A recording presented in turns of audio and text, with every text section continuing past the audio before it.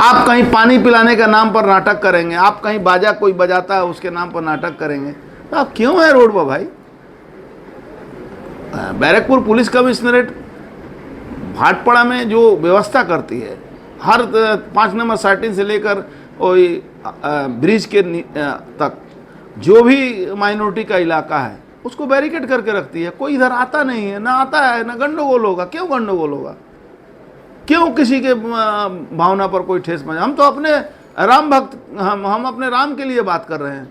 आप खुदा के लिए बात करते हैं, अल्लाह के लिए बात करते हैं, तो हमको तो कोई परेशानी नहीं है। आप नाराय तदबीर अल्लाह अकबर बोलते तो हमको तो हम जय श्री राम बोलते हैं, तो आपको क्यों परेशानी होगी? आप अपना बात कहिए, हम अपना बात कहें। इसमें किसी को भी क्यों डर लग रहा है भाई? डर किसको लगता है? जो गलती करता है। राम भक्त तो गलती करेंगे नहीं, उनको गलती करने की जरूरत क्या है? हावड़ा में रामनवमी यात्रा की, लेकिन हाईकोर्ट बोल रही है कि दुर्गा पूजा। देखिए, आज कल रात में बासंती पूजा पर हमला हुआ है, आपको पता है? बासंती पूजा के ऊपर हमला हुआ है, बासंती पूजा को जला दिया, माँ शीतला को जला दिया गया। तो कहाँ है पुलिस भाई? राम भक्त, वो तो राम की पूजा नहीं है। ममता बनर्जी तो बासंती पूजा खुद कहते हैं। एक पंडाल को नहीं बचा सकती हैं। जो अपराधी इस तरह से कार्य करते हैं वो अपराधी हैं। वो बिना परमिशन का कल जुलूस निकाल दिया, हर जगह नमाज है, जुलूस निकल गया वक्फ बोर्ड के खिलाफ में। आपने परमिशन दिया है? कौन थाने के कौन जगह से परमिशन हुआ है? तो उनके लिए परमिशन नहीं है, हमारे लिए परमिशन है। मुझे तो कोई आशंका नहीं दिखती है बिना मतलब का। मैं तो बोला कि पुलिस प्रशासन के पास सीधे और एक ही दवा है कि भैया जिनको परेशानी हो घर में रहिए, परेशानी के बाहर क्यों निकल? जिनको परेशानी है राम के जय श्री राम से, अब ममता बनर्जी को जय श्री राम से परेशानी है, अपने घर में रहें। वो क्यों बाहर निकलेंगे? यदि जय श्री राम उनको गाली रखता है तो अपने घर में रहें, नमाज़ों में बैठे। भैया नोटिस भेजते रहो, कोर्ट के आदेश से मैं चलूंगा, कोर्ट जो कहेगी मैं मानूंगा। मैं स्टेट एजेंसी पुलिस पर कोई मुझे भरोसा नहीं है। प्रशासन आपके घर तक पहुंचेगी तो? अरे आने दो ना यार, कौन मैं उठाई गिर आदमी हूँ? नहीं, जैसे बैरकपुर के निर्वाचन के ऊपर एमपी बनने के बाद पार्थो ने कहा था जो अर्जुन राज खत्म हो गए, तो डर क्या है? अर्जुन सिंह के जो फिर भी उसके ऊपर, घर के ऊपर जो भी कदम रखते हैं उसके ऊपर उनको टिप्पणी करने। डर क्या है ये तो पार्थो भौमिक बता सकते हैं।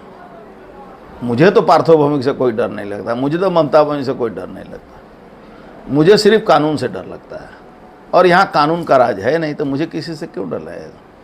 कानून का राज तो सिर्फ कोर्ट में बचा हुआ है। कोर्ट के आदेश से जुलूस निकालना पड़ता है सनातनियों को, कोर्ट के आदेश से पूजा करना पड़ता है, कोर्ट के आदेश से पॉलिटिकल पार्टी को मिचिल करना पड़ता है। मुसलमानों के लिए कोई कोर्ट का आदेश का ज़रूरत नहीं है, सीपीएम के लिए कोई कोर्ट का आदेश का ज़रूरत नहीं है। खाली कोर्ट का आदेश भारतीय जनता पार्टी और सनातनियों के लिए है।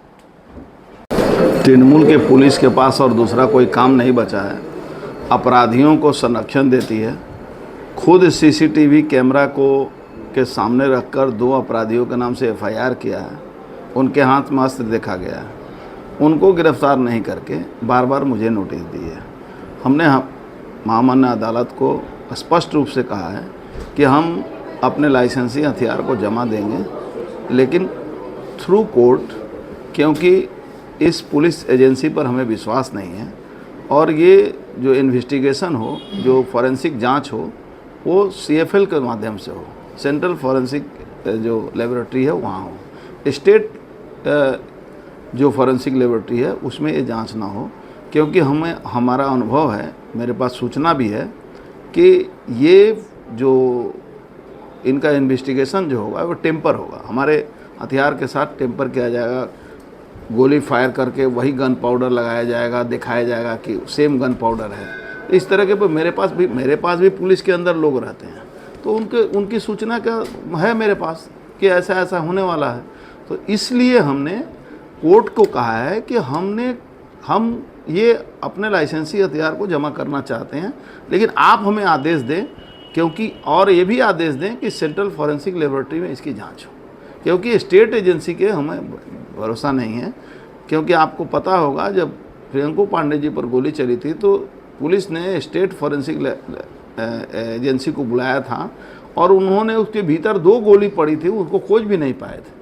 तो हमने इसीलिए, हमारे पास बेटर अनुभव है और हमारे पास सूचना भी है पुलिस के माध्यम से मेरे पास सूचना है कि ये आपके हथियार के साथ टेम्पर करेंगे। तो इसलिए हमने कोर्ट में कहा है कि मैं हथियार देने के लिए प्रस्तुत हूँ, आप हमें आदेश दें। कोर्ट ने 4 तारीख बुधवार को डेट फिक्स किया है, 8 तारीख को, 8 या 9 तारीख होगा, फिक्स किया है, और उस दिन जो कोर्ट का आदेश होगा हम दे देंगे।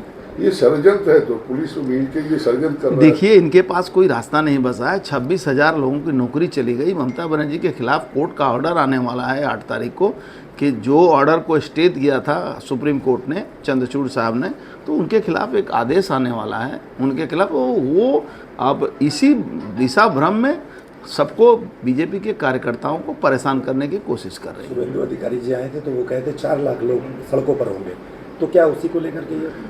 देखिए, वो तो है ही है। इनको देखिए, पूरे हर जगह डीजे नहीं बजेगा, हथियार नहीं निकलेगा। अरे भाई, राम की सवारी जब निकलती है तो उसमें डीजे, राम कौन थे? राम कौन थे? राम तो विष्णु के अवतार थे। विष्णु कौन थे? विष्णु के हाथ में अस्त्र है कि नहीं है? तो जब विष्णु जी के हाथ में अस्त्र है, राम ने रावण का वध किया था, तो इस महाजुलूस में कौन किसको रोक सकता है भाई? आप एक चीज़ बताइए, जितनी संख्या में लोग निकलेंगे, पूरे बंगाल में उतनी संख्या में पुलिस है क्या? कैसे रोक सकेगी? और ये पुलिस जिसमें 90% सिविक वॉलंटियर बच गया है, जो पुलिस वाले, जो सही मानों में पुलिस वाले जिनको साल भर का ट्रेनिंग मिलता है, वो रह कहाँ गए हैं? वो तो सब बूढ़े हो गए हैं। 5 साल में नौकरी में भर्ती नहीं हो रही है, खाली सिविक वॉलंटियर के बल पर सरकार चल रही है। तो ये सब बेबुनियाद बात है, और ऐसे बेबुनियाद बात को ममता बनर्जी खुद हवा दे रही हैं।